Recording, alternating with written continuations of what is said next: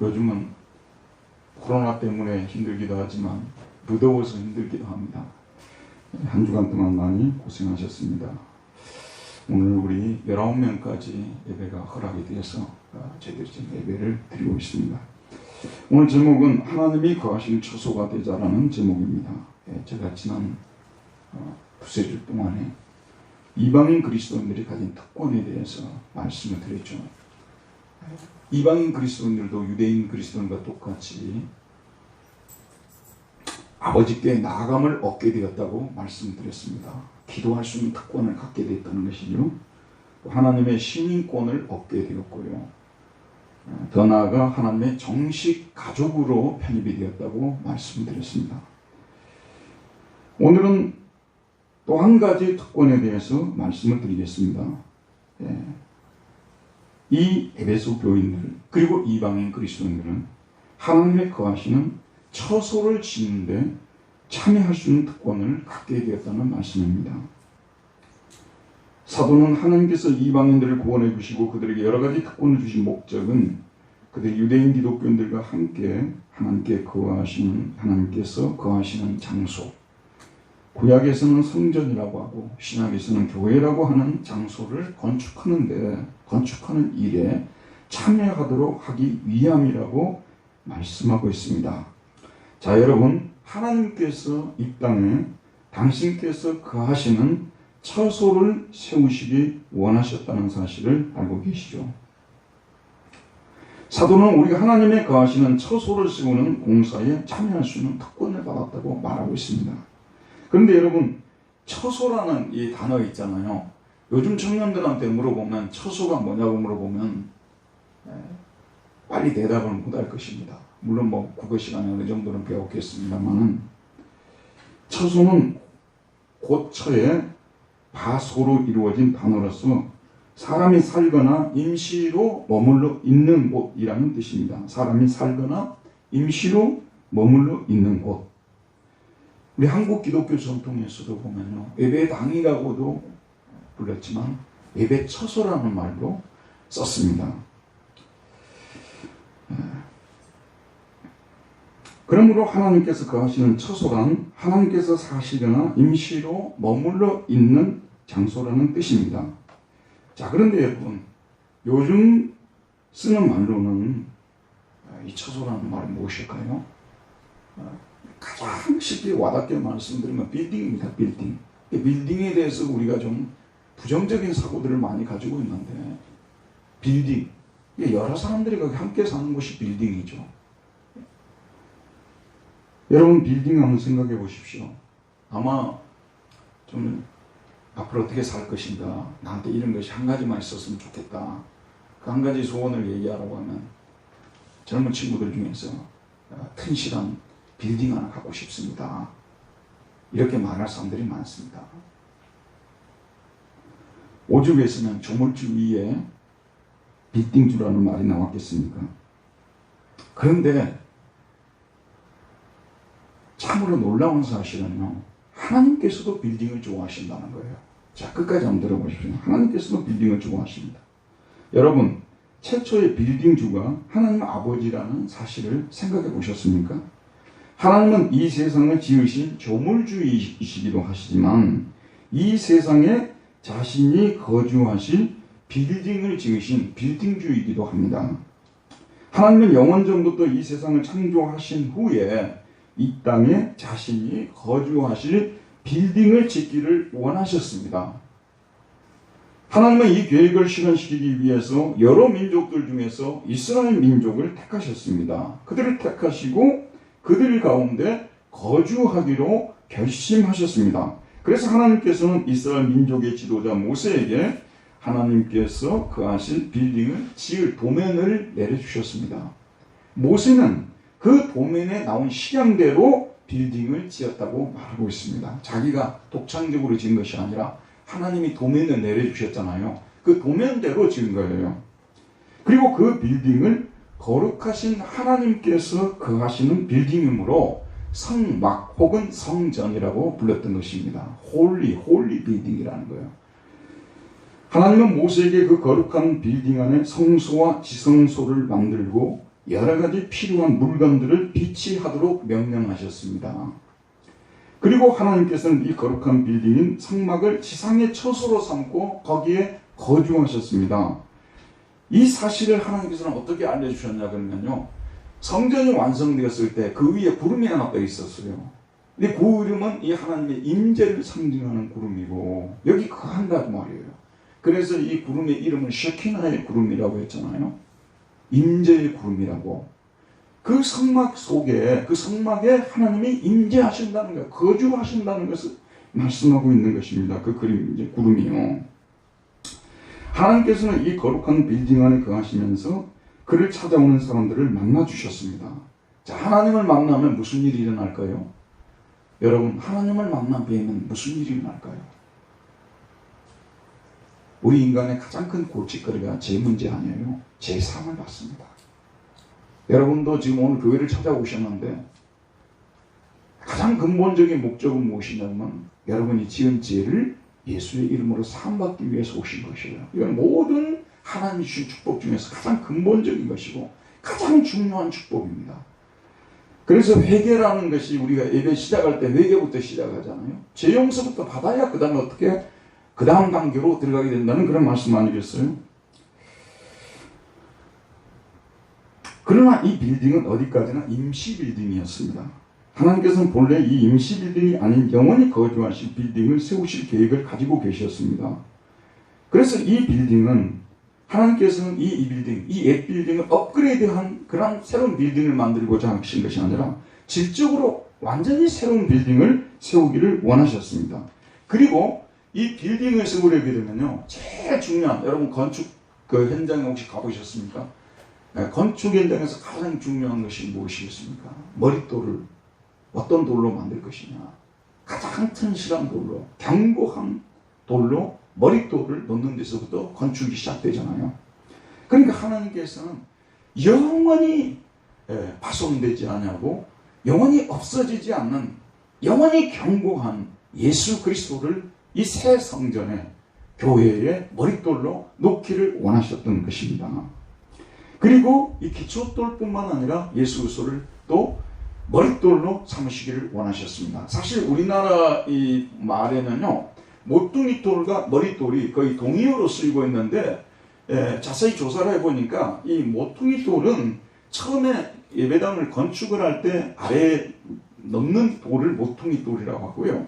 그 다음에 이제 마지막에 다 건축물을 짓고 마지막에 놓는 돌을 이것을 머릿돌이라고 부르더라고요.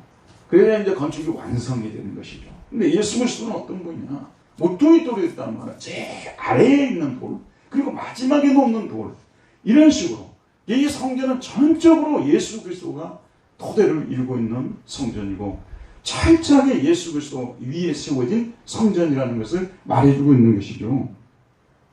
여러분, 예수 그리스도는 누구십니까?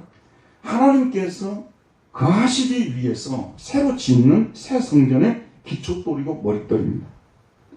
마이어라는 신학자는 이 새 성전에서 예수 그리스도가 차지하는 위치를 기초돌 중에 기초인 동시에 끝맺음 중에 끝맺음이 되신다고 말씀하고 있습니다. 그러니까 여러분, 건축물들이 있지 않습니까? 근데 이 교회라는 이 빌딩은요, 이 교회라는 빌딩은 철저하게 이거는 예수 그리스도가 처음이고 마지막이고 머릿돌이고 모퉁이돌이고 머릿돌이고 이렇게 중요하다는 말씀이 되는 것입니다. 그래서 이 빌딩은 예수 그리스도를 빼버리면 우리가 시체말로 그냥 아무것도 아니에요. 시체라는 말씀 아니겠어요? 그런데 하나님께서는 이 건물을 이제 모퉁이돌을 놨으니까 건물을 지어갈 사람들이 필요하잖아요. 이 지어갈 사람들과 유대인 그리스도인데 이방인 그리스도를 함께 참여시켰다는 거예요. 이게 이제 이방인들이 알아야 될 부분이라는 거예요. 자기들은 구원만 받고 그냥 이 교회에 왔다 갔다 하는 그런 정도가 아니라 여기 지금 앉아 계신 분들 중에서도 교회 일에 적극적으로 지금 참여하는 분들도 계시고 잠시 지금 왔다 갔다 하는 분들도 계실 텐데 하나님의 뜻은 무엇이냐면 정식 하나님의 가족이 되어서 그리고 이 교회의 작은 부분을 담당해서 이 교회를 세워가는 그러한 일을 하도록 하나님께서 부르셨다는 것을 말씀해 주고 있는 것입니다. 하나님은 유대인들과 이방인들이 함께 지어가는 거룩한 빌딩은 즉 교회를 세우시기를 원하셨습니다. 그리고 이 새 빌딩 교회 안에 영원히 거주하실 것을 계획하셨습니다. 본래 하나님께서 모세와 유대인을 통하여 짓게 하신 성막이나 성전은 하나님께서 장차 지으실 영원한 성전의 모형으로 보여주신 것입니다. 하나님은 새 성전을 지을 때가 되었을 때 모세를 통하여 짓게 하신 임시 빌딩을 헐었습니다. 여러분도 혹시 빌딩 하나 짓고 싶어 하시는 분 계십니까? 땅 사가지고 빌딩 지으려면 굉장히 돈이 많이 들어요. 그러니까 있는 빌딩 부수고 그 위에 새로 짓는 거 아니겠어요? 근데 이 빌딩이 옛 성전이 말하자면 거룩한 성전이었으면 하나님 계속 거기에 거하시죠. 근데 너무 죄가 가득 차가지고 냄새가 나서 하나님이 그곳에 거하실 수가 없는 거예요. 그래서 하나님께서는 이 성전을, 옛 성전을 헐어버리고 새 성전을 지으려고 했던 그 계획을 때가 되면 실천하신 것입니다. 그래서 때가 차면 예수님을 이 땅에 보내셨습니다. 왜 보내셨습니까? 하나님께서 거하실 빌딩, 집, 거주지, 처소를 만들기 위해서였습니다. 교회는 어떤 곳이라고요? 하나님이 거주하는 곳이라는 것을 잊지 마셔야 되는 거예요. 지금 저희들이 하나님을 성부, 성자, 성령 하나님을 눈으로 볼 수 없지만 우리가 하나님의 이름을 부르면서 예수의 이름을 부르면서 예배드리는 이곳에 우리와 함께 하고 계신다는 것을 잊지 마셔야 됩니다. 왜냐하면 여기는 누구의 집이라고요? 하나님이 집이시기 때문에 하나님이 거하시는 거예요. 그래서 예수님은 이 사명을 완수하시기 위해서 사람의 몸을 입고 이 땅에 오셨습니다. 그리고 자신의 몸으로 고난을 받으시고 자신의 죽으심으로 옛 성전을 거시고 유효 기간이 끝났음을 선언했습니다. 그래서 지금도 예루살렘 가게 되면 한때 성전이었던 예루살렘 성전이 지금 모스크로 바뀌어 있죠. 하지만 거기 성전이 있다고 해도 그것은 사실 예수 그리스도를 섬기는 예수 그리스도의 기초 위에 세워진 교회하고는 다른 개념입니다. 그리고 부활하시어 새 성전을 세우시기 시작하셨습니다. 그리고 예수님 자신이 친히 새 성전의 기초석이 되어 주신 것이죠. 근데 구약의 신자들은 이 새 성전의 시대를 예언했어요. 대표적으로 누구냐? 오늘 제가 시작하면서 읽어드렸던 시편 118편 22절 23절에 보면 이건 다윗의 시편으로 볼 수 있는 것이죠. 건축자들의 버린 돌이 집 모퉁이의 머릿돌이 되었나니, 모퉁이 돌이 나오는 거예요. 머릿돌. 건축자들의 버린 돌이 집 모퉁이의 머릿돌이 되었나니 이는 여호와께서 행하신 것이요 우리 눈에 기이한 바로다. 하나님께서 때가 되면 예수 그리스도를 모퉁이 돌로 삼고 성전을 건축할 것인데 건축자들이 이 돌을 버렸다는 말은 무슨 뜻이겠어요? 자, 여러분 저를 보세요. 제가 예전에 시골에 살 때 우리 집이 여기 있다면 조금만 올라가게 되면 한 50m 위에 우리 친구 집이 있었어요. 근데 그 아버지가 뭐 하시는 분이냐면 어디 산에 가서 돌을 떠가지고 와가지고 돌을 사각형으로 직사각형 이렇게 해가지고 정사각형, 직사각형 다 만들어가지고 파는 그 일을 했어요. 제가 그 집에는 가면 항상 하얀색 돌들이 깨끗하게 네모 반듯하게 되어져 있어요. 거기 살아남아 있는 돌들은 다 그런 돌이에요. 그런데 좀 못생긴 돌들 있잖아요. 또 재료가 좋지 않은 돌들, 이런 또 시골만으로는 그런 돌을 뭐라고 했냐면 썩돌이라고 했어요. 썩돌을. 이게 이렇게 잡으면 부서지고 이런 돌들은 건축자들이 건축할 때 쓰지 않습니다. 바로 던져버려요. 보세요 여러분. 예수님께서 이 땅에 오셨을 때 정말 이 세상에 태어났던 그 어떤 사람보다도 아름다운 형상을 가지고 모습으로 태어나셨고 고난도 당하시지 않고 기적만 행하시고 그러셨다면 그 돌을 누가 던지겠어요? 그러나 이사야 예언대로 고운 모양도 없고 풍채도 없은지 우리 보기에 만한 흠모할 만한 것이 없다. 그러니까 사람들이 이 돌이 무슨 소용이냐. 지금도 그래요. 우리 믿는 사람들은 우리 인생을 살기 위해서 반드시 우리가 모셔드려야 될 분은 예수 그리스도시고 그분이 내 인생의 모퉁이 돌이다 이렇게 얘기하잖아요. 살면 살수록 그렇게 되어 있어요. 남는 건 예수 그리스도밖에 없어요. 그런데 안 믿는 사람들한테 물어보세요. 이 더운 날 할 일이 없어가지고 지금 교회 갖고 예배나 드리고 있냐고 얼마나 예수 그리스도를 무시하는지 모릅니다. 그런데 건축자들을 버린 돌이라고 말이에요.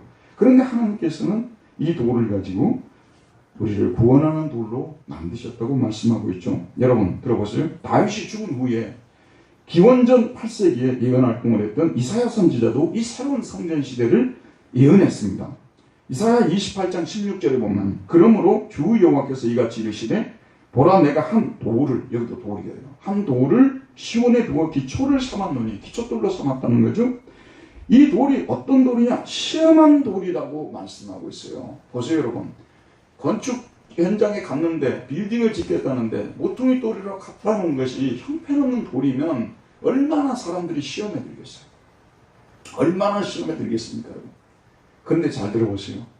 하나님께서 일부러 우리 인간들을 시험하기 위해서 고운 모양도 없고 풍채도 없는 돌을 인간을 구원하는 이 성전돌로 모퉁이돌로 만드신 거예요. 너무나도 말하자면 잘생기고 유창한 웅변을 가지고 있고 뛰어난 지력을 가지고 있고 그리고 수많은 기적을 행하시는 그런 분이셨다면 누가 시험에 들겠습니까? 예수님 때문에 저와 여러분들은 시험에 들지 않죠. 그러나 시험에 드는 분들이 지금도 많아요.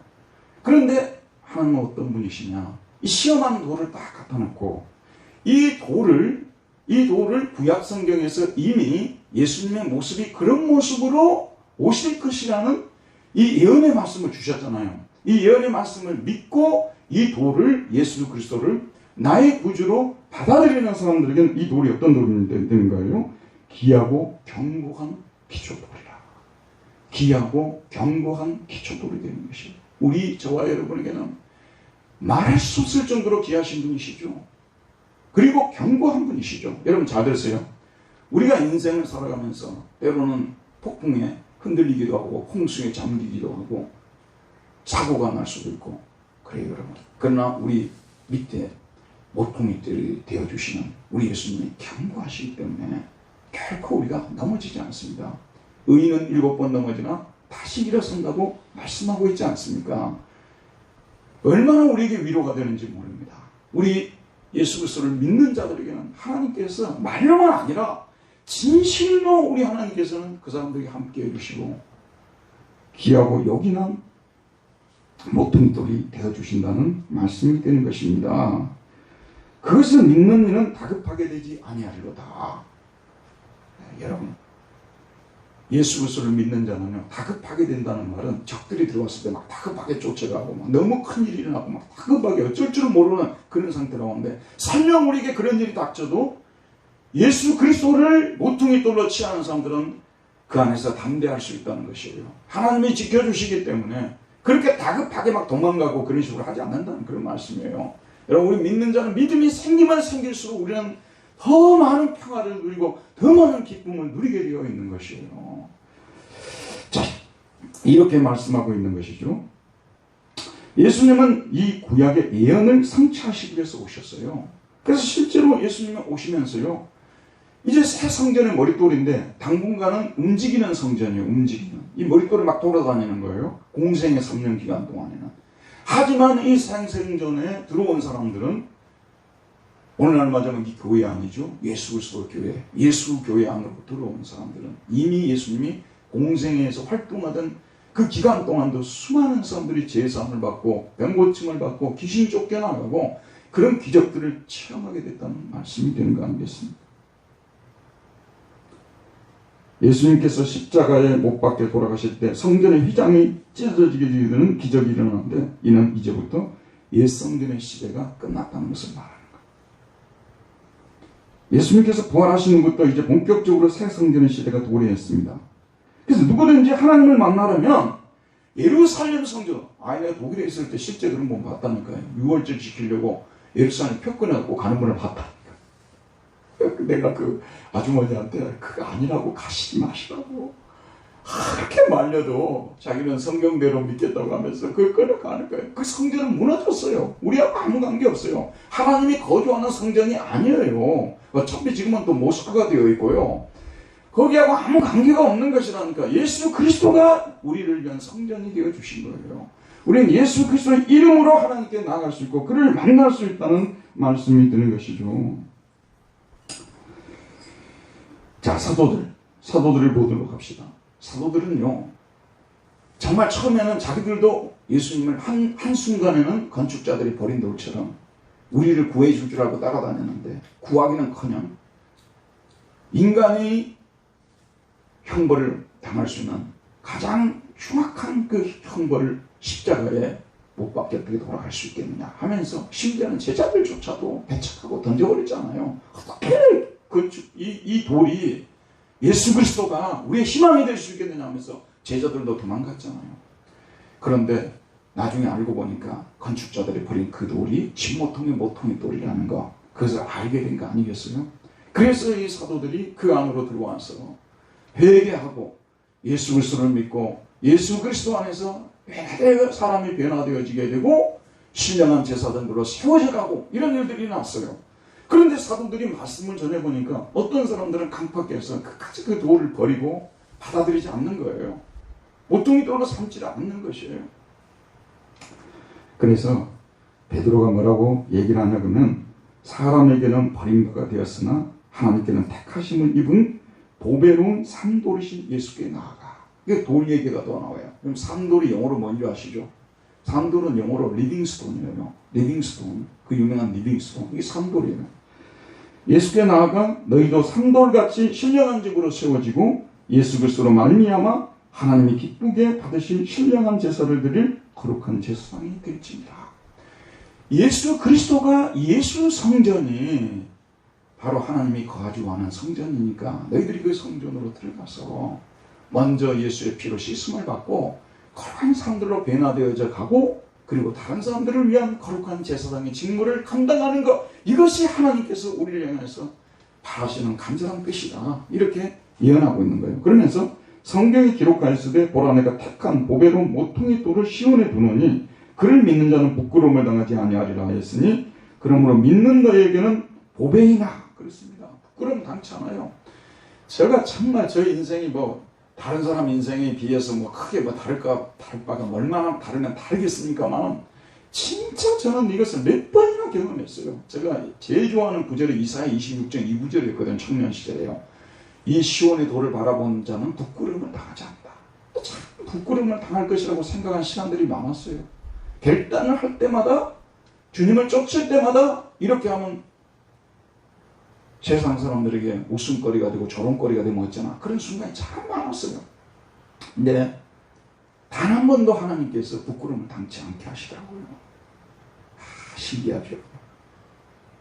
부끄러움을 당치 않게 하죠. 거꾸로 보세요. 너무 똑똑해가지고 너무 생각이 많고 너무 머리를 많이 굴려서 예수 그리스도 하나님께서 우리를 위해서 세워주신 이 모퉁이 돌을 배척해버리고 던져버린 사람들은요 결국은 나중에 부끄러움을 당하게 되더라고요. 이게 베드로가 목회를 하면서 경험한 거예요. 그리고 저와 여러분도 이미 다 경험을 했어요. 얼마나 견고한 반석인 줄 아십니까? 찬송가에 굳건한 반석 되시니 그 위에 내가 서리라 그랬지 않습니까? 우리 예수님은 굳건한 반석이라니까요. 우리는 너무나 연약하고 우리는 변덕스럽고 우리는 또 참 부족하고 지혜도 없고 해서 넘어질 순간들이 진짜 많아요. 그러나 우리 예수님께서 늘 우리에게 굳건한 반석이 되어주시는 거예요. 그래서 예수 그리스도를 쓸모없는 돌이라고 버리는 이 사람들은 참으로 진짜 나중에 이들이 버림을 당하는 거예요. 이들이 버림을 당하는 거니라니까요. 베드로가 다윗의 시편의 말씀과 이사야의 말씀을 섞어가지고 이렇게 말씀을 하는 거예요. 그런데 예수님께서 이 예언을 이루시기 위해 이 땅에 오셨고 자신의 몸으로 하나님께서 거주하실 새로운 비밀인 집 성전을 건축하셨다고 선언합니다. 그리고 우리 보고 이 건물로 들어와 예수님처럼 신령한 집으로 세워지고 예수로 말미암아 하나님이 기쁘게 받으신 신령한 제사를 드릴 거룩한 제사장이 되라고 말하고 있습니다. 자, 사도 바울 들어봅시오, 여러분. 오늘 이제 사도 바울도 베드로가 한 얘기 사실 똑같은 얘기예요. 근데 조금 더 구체적으로 얘기를 하고 있는 거예요. 앞으로 베드로가 한 말씀은 오늘 우리가 읽은 에베소 말씀과 동일한 진리를 전하고 있는 말씀입니다. 우리는 이 새 성전으로 들어와서 예수님을 믿고 구원을 받아야 됩니다. 근데 들어봅시오. 여기서 끝나면 안 되는 거예요. 여기 들어와서 예수님의 피로 우리의 죄를 씻는 거예요. 피 흘림이 없으면 사함이 없어요. 그러니까 우리가 세례를 받는다는 것은 뭐냐면 예수님의 피로 우리의 죄를 씻었다는 것을 상징적으로 표현하는 거예요. 이해하시겠죠? 여러분 세례 받는 순간 여러분 죄가 씻음을 받은 거예요. 누구의 피로요? 예수의 피로. 자, 그러면 우리는 여기에서 두 가지가 중요해요. 그럼 우리 두 가지를 해야 되는데, 우리가 먼저 자각하고 생각해야 되는 것이 무엇이냐면, 하나님께서 우리를 그냥 이 성전을 건축하는데 예부인으로서 또는 그냥 구경꾼으로서 이 성전 건축을 바라보는 사람들만 서 있지 않게 했다는 거예요. 바울이 지금 에베소 교인들한테 그렇게 얘기를 하는 거예요. 너희들이 구원만 해주고 너희들은 하나님이 지으시는, 거하시기 위해서 지으시는 이 성전이 지어져 가는 그 모습만 바라보는 사람들로 살라고 하지 않으시고, 하나님께서 우리 이방인들에게 함께 이 성전을 짓는 일에 참여하도록 특권을 주셨다고 강조하고 있는 것입니다. 여러분, 우리가 하나님을 위해서 무슨 일을 하고 있다는 것이 특권 아닙니까? 그리고 이 부분이 얼마나 우리가 감사해야 될 일입니까? 너는 구원받았지만 그냥 가만히 앉아만 있어라, 이렇게 말씀하시지 않으시고, 적극적으로 하나님이 거하시기 위해서 지으라고 하신 이 빌딩 공사에 있어서 적극적으로 우리가 참여하도록. 그래서 그 말씀이 무슨 뜻이냐 그러면, 그러므로 이제부터 너희는 외인도 아니요 나그네도 아니요 오직 성도들과 동일한 시민이요 하나님의 권속이라. 너희는 사도들과 선지자들의 터 위에 세우심을 입은 자라라고 말씀하고 있습니다. 우리는 구약 이스라엘 백성들과 똑같은 사람들이 된 거예요. 예수를 믿고 하나님의 백성들 속으로 들어온 사람들이에요. 그래서 하나님께서 맡겨주신 이 하나님이 짓고 계신 성전 건축을 정식으로 할 수 있는 특권을 부여받은 사람들이라는 거. 여러분, 우리가 어차피 몸이 안 좋으면요, 나중에 주일을 하고 싶어도 못해요. 건강할 때 주일도 하는 것입니다. 정신 잘 돌아가고요, 몸 잘 움직일 때 주일 하는 거예요. 언제까지 주의 일하는 거 아닙니다. 그래서 우리가 이 아직도 주의 일을 내가 할 수 있다는 여기에 대해서 감사하고 또 감사하는 마음을 가져요.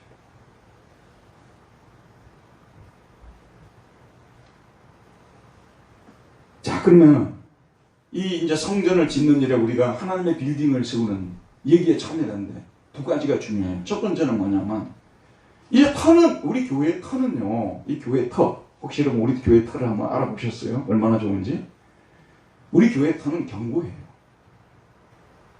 홍수가 나도 쓸려내리가지 않습니다. 왜냐하면 우리 교회의 터는 예수 그리스도시니까. 파운데이션이 너무 좋아요. 기초가 너무 좋다니까요. 너무 견고하고 고귀하다니까요. 문제는 모퉁이 돌만 좋아서는 안 되죠. 좋은 건축물이 되려면요, 건축 자재 하나하나가 훌륭해야 돼요. 나무가 아주 좋은 나무가 돼야 되고요. 그래서 이스라엘 백성들이 성전을 건축을 할 때 백향목을 가지고 건축을 했잖아요. 백향목을 가지고 건축을 했어요. 최고 좋은 나무를 가지고 건축했다는 거 아니겠습니까? 자재가 좋아야 돼요. 창을 하나 만듭니다. 최고의 자재를 써야 되는 것이죠. 바닥을 만듭니다. 최고의 타일을 가지고 만들어야 되겠죠. 들어보세요. 그러니까 하나님이 지으실, 거하실 이 빌딩을, 성전을 세워가는 데 있어서 우리 한 사람 한 사람이 최고의 재료가 돼야 돼요. 여러분도 자주 보실 텐데, 저도 먹방 자주 봅니다. 근데 거기 보게 되면 대박을 친 어떤 식당, 막 이런 데 많이 소개해요. 그 주인들하고 막 인터뷰 이런 게 나오잖아요. 들어보면요, 자주 등장하는 말이 무슨 말이냐면, 저는 최상의 재료를 씁니다. 다 그 얘기를 해요. 최상의 재료를 쓰니까 아무리 기술이 좋은 이 요리하는 사람 누구라고 하죠? 쿠커. 그러니까 셰프. 아무리 셰프가 훌륭하고 뛰어나고 음식에 대한 온갖 좋은 작상을 다 가지고 있다 하더라도 재료가 안 좋으면 좋은 음식 안 나와요.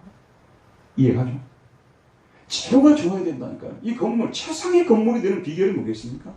모든 재료가 최상이 되면 최상의 건물이 되는 거예요. 그래서 우리 한 사람 한 사람이 하나님 앞에서 정말 좋은 사람이 되는 거, 좋은 그리스도인이 되는 거, 이것이 얼마나 중요한지 모릅니다. 분당 두레교회가 하나님이 거하실 만한 그런 처소가 되기 위해서는요, 우리 한 사람 한 사람의 신앙의 성장이 없이는 불가능합니다. 저는 오늘 설교 준비를 하면서 그 생각을 했어요. 분당에 교회가 우리 교회 말고도 참 많죠. 몇 개인지 정확히 세보지는 않았어요, 제가요. 근데 아마 교파별로 해서 상당히 많을 거라고 생각하는데, 하나님께서 진짜 거하시고 싶어하는 교회는 어디일까 생각을 해봤습니다.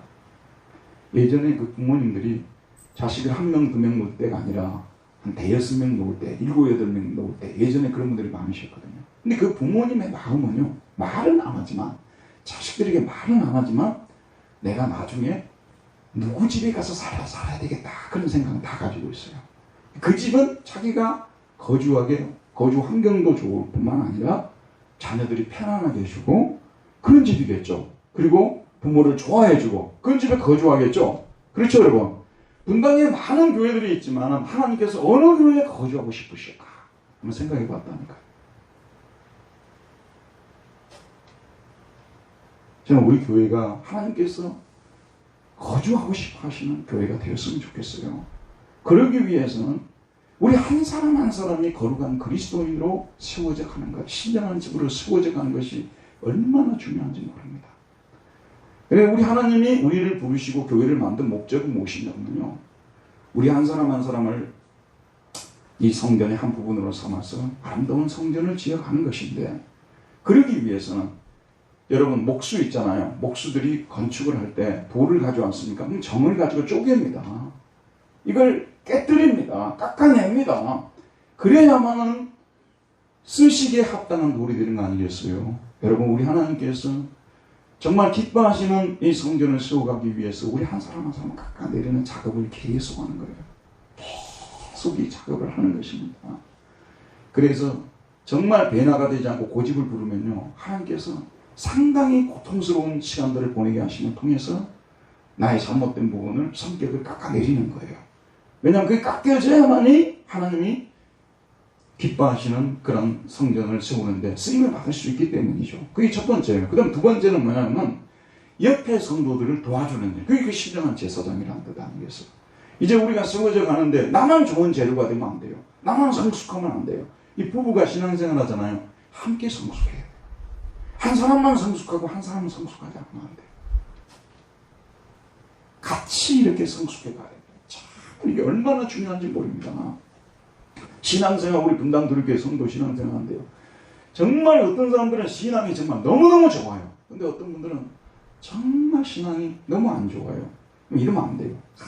서로가 자꾸 먼저 된 사람들이 자꾸 아직 연약한 사람들을 자꾸 도와줘가지고 그들도 나와 같이 신령한 사람으로 세워지도록 자꾸 이렇게 해야 되는 거예요. 아시겠죠, 여러분? 이렇게 하는 일을 하고 그 다음에 우리가 해나갈 때 궁극적으로 거룩한 성전을 세우고 하시는 분은 성령님이세요.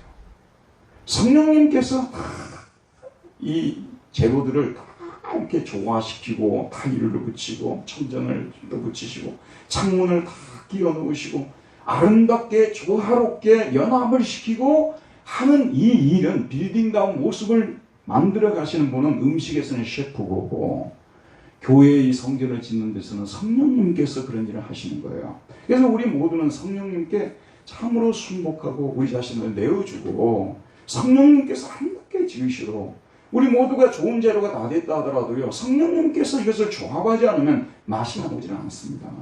성령님께서 이것을 잘 조화를 시켜요. 오케스트라 아시죠, 여러분? 오케스트라. 여러 악기들을 가진 사람들이 자기가 맡은 역할을 하기 위해서 바이올리니스트는 바이올린을 하고 첼리스트는 또 첼로를 하고 또 바고스를 하는 사람 바고스를 하고 막 하지 않습니까? 근데 지휘자가 이걸 다 이게 어우러지게 하모니, 심포니 있잖아요. 하모니가 되게끔 만들어내가지고 아름다운 음악을 연출해야 되는 거예요. 이 성전 건축도 마찬가지입니다. 성령님께서 이걸 다 저와 여러분 한 사람 한 사람의 이 재료를 다 조합해가지고 연합을 시켜가지고 하나님이 기뻐하시는 아름다운 성전으로 세워져 가는 것이기 때문에 성령님의 말씀에 우리 모두가 순복해야 된다는 말씀이 되는 것입니다. 그래서 좋은 교회는 가면요, 성령 충만한 거예요. 성령 충만. 성령 충만하면 자기를 드러내지 않습니다. 주님을 드러내려고 하고요, 주님을 높이려고 하고요. 그러니까 아름답죠. 들어보세요, 여러분. 그런 생각 혹시 해보셨습니까? 저는 그런 생각 가끔씩 해봐요. 우리 교회도 선교사님 한 분을 파송 선교사로 파송하고 있고, 또 우리가 협력 선교사로 또 한 3분 정도를 협력해서 돕고 있지 않습니까? 또 우리가 다른 데도 돕고 싶은데 또 돕고 그렇습니다. 그러나 우리는 예산의 영향으로 인해서 많이 못하고 있다는 것은 사실 아니겠습니까? 그런데 교인이 예를 들어서 2만 명이 모이는 교인이라고 생각해 봅시다. 그 교회에 한 주에 들어오는 헌금이 얼마나 되는지 물어본 적도 없고요. 알 수도 없어요. 그 목사님만 알겠죠. 그 담당자들만 알겠죠. 여러분 들어보세요. 교회가요, 여러 사람, 교회들이 막 선교를 한다, 구제를 한다. 그거 전혀 어려운 일이 아닙니다. 충분히 할 수 있습니다. 여러분, 그런 돈이 들어오는데 뭐 교회가 뭐 할 거예요? 그럼 땅 사러 다닐 거예요, 교회가? 그러면 있는 교회 지금 헐어버리고 또 새로 예배당 지을 것입니까? 그 많은 돈을 교회가 어디다 쓸 거예요? 저는 만약에 우리 교회가 그런 교회가 된다면요, 2,000명, 3,000명도 선교사들 돕고 싶어요. 그리고 구제요? 아무것도 아니에요. 모든 대한민국 구제기관 다 보낼 수 있어요. 제가 드리고자 하는 말씀은요, 하나님이 거하시는 처소는 존재의 변화에 달려 있어요. 저와 여러분 한 사람 한 사람이 변화되는 것은 이것이요, 쉽지가 않습니다. 저와 여러분이 얼마나 안 깨뜨려지는 사람들인 줄 아십니까? 얼마나 우리가 성령의 음성에 순종하지 않는 사람들인 줄 아십니까? 진리가 무엇인지를 알고 있어도 안 따라가고.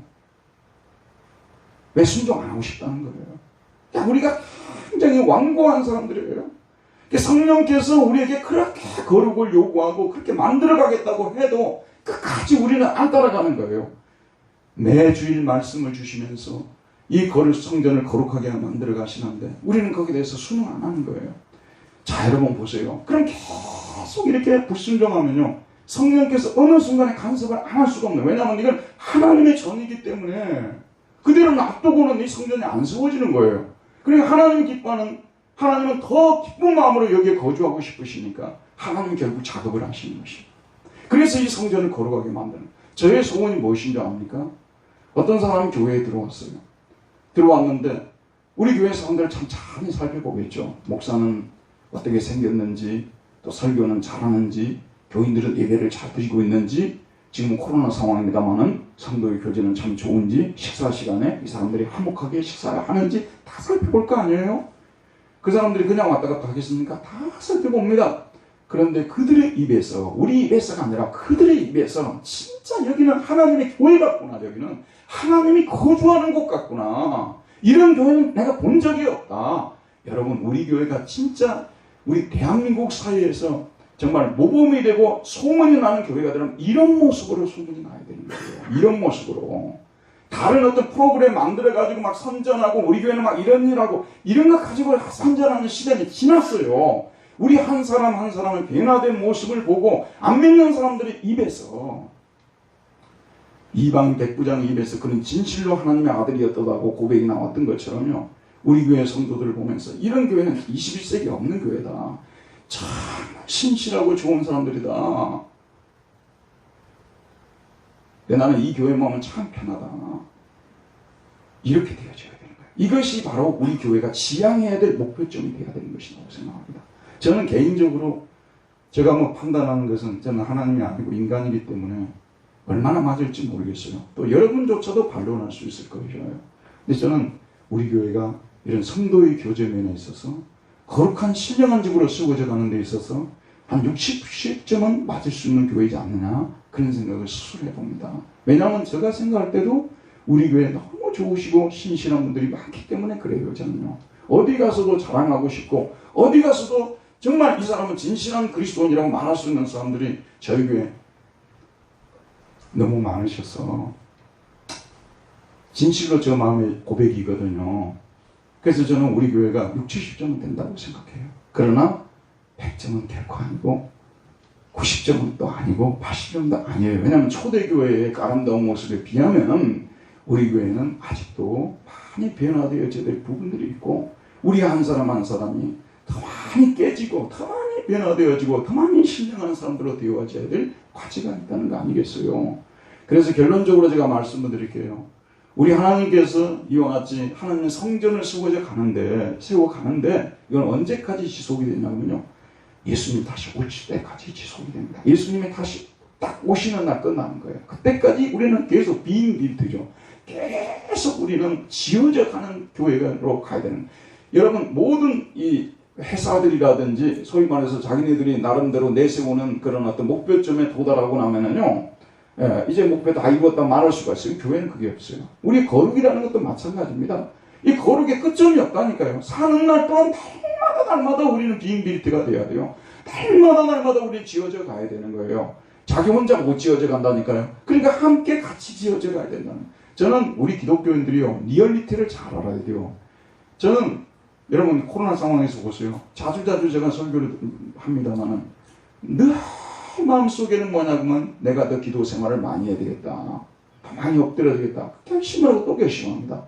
근데 실상은 보면은 아침 저녁으로 저희 집사람과 같이 예배드리고 기도하는 그 시간을 우리가 갖지 않으면요, 기도 시간을 확보를 못해요. 이게 우리의 모습이에요.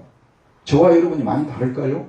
상당히 비슷하다고 보거든요. 여러분, 더 많이 성경 읽고 더 많이 정말 주님과 교제하고 싶죠. 그러나 여러 가지 일들로 그게 안 돼요. 그래서 우리는 혼자서는 거룩을 이룰 수가 없습니다. 그래서 서로의 도움을 받아야 되는 거예요.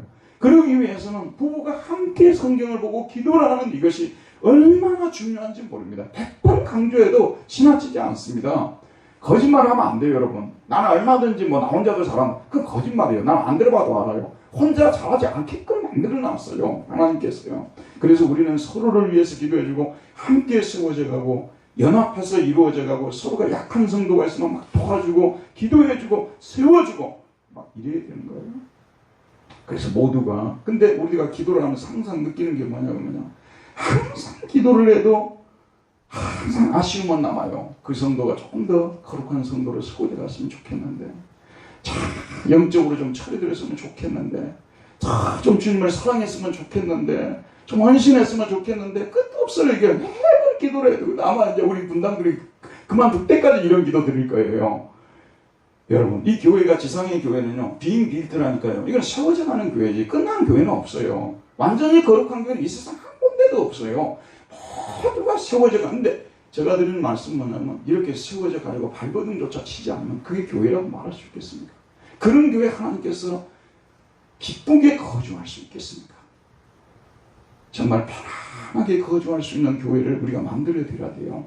그런 교회가 되도록 지금까지 우리가 노력해왔고 앞으로도 계속해서 노력해서 우리 교회에 들어오는 사람들은 지상에서 이런 교회는 처음 봤다 말할 수 있게끔 만드는 그런 교회가 되도록 저와 여러분이 다시 한번 힘을 내도록 합시다. 기도하겠습니다.